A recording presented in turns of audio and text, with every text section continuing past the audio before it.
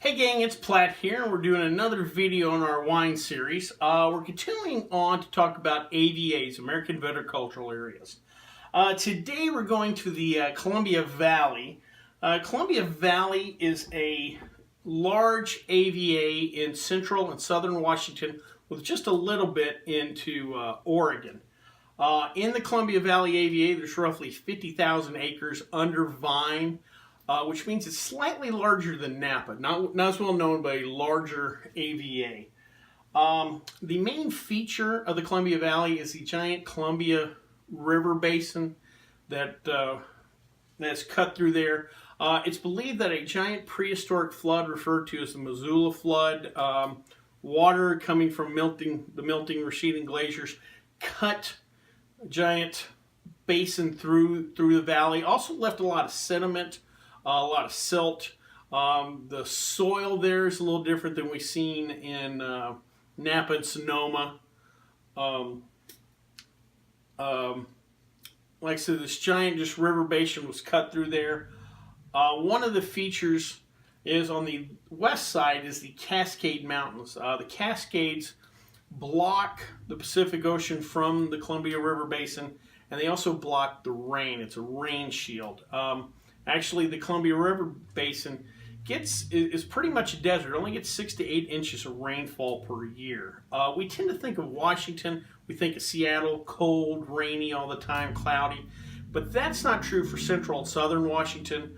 Actually, rain-wise, it's similar to the Mojave Desert. Again, only 6 to 8 inches per year. Because of the lack of rain, irrigation is vastly important there. And the two major water sources are the Columbia River and its tributaries themselves, and snowmelt from the Cascades. Again, because it is a desert, less rain, which means less clouds, which means more sun. They get roughly 300 days of sun per year. That is pretty close to what we get here in Vegas. Just a kind of to give an example there. This means that those grapes get plenty of sun. Also means, again, it being a desert, it's a little warmer than other areas in that same latitude.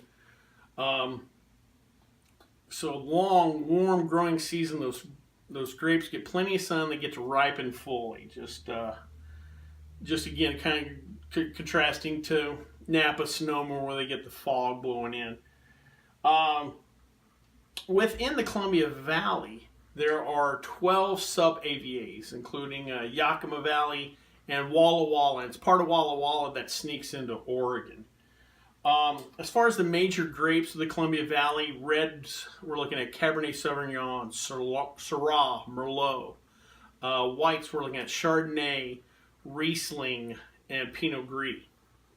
Some of the major wineries in the area include Pacific Rim, 14 Hands, Hogue, and Columbia Crest. Again, the Columbia Valley is not as well known as Napa or Sonoma, but still produce really great quality wines and really highly rated wines. Some of them, just offhand, are the 2013 Garmin Big Sessi Chardonnay, the 2013 Poets Leap Riesling, and the 2012 Sleight of Hand Syrah. The particular wine we're going to try today is the Chateau St. Michel 2016 Riesling. It's 12% alcohol by volume. The vineyard itself was built in 1916. The brand, the current iteration of this brand, Chateau St. Michel, was founded in 1967. Interesting note on this bottle. On the very bottom it says from 100% Vinifera rootstocks. You've probably heard me in other videos refer to phylloxera, the vine louse that nearly has affected most wine growing regions in the world. And what ends up happening is they have to take the roots from a Vitis lambrusco grape and graft it with the vines of a Vitis vinifera grape to fight off the phylloxera. Well, we talked about there's a couple areas in the world, Chile, parts of Australia, that didn't have to worry about phylloxera.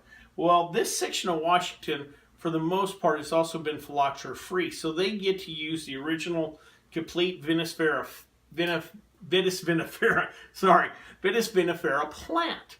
And so it's on its original rootstock. So I thought that was an interesting note there. Let's give this Riesling a try.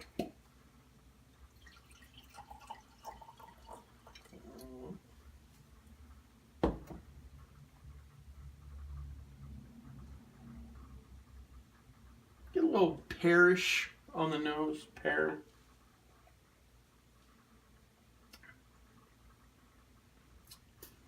That's nice, light, slight sweetness, but a lot.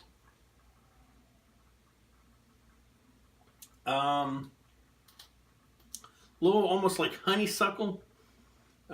Still get a little of the pear, but more on the nose and on the mouthfeel. Lighter body, just a slight tinge of acid, not a lot. A little crispness, very drinkable. That being said, nothing too spectacular, not gonna blow you away, but very nice glass of wine. I definitely a springtime kind of thing for me. Maybe with a nice light cheese and cracker plate, something like that, maybe some fruits or whatever. Overall, not bad little wine.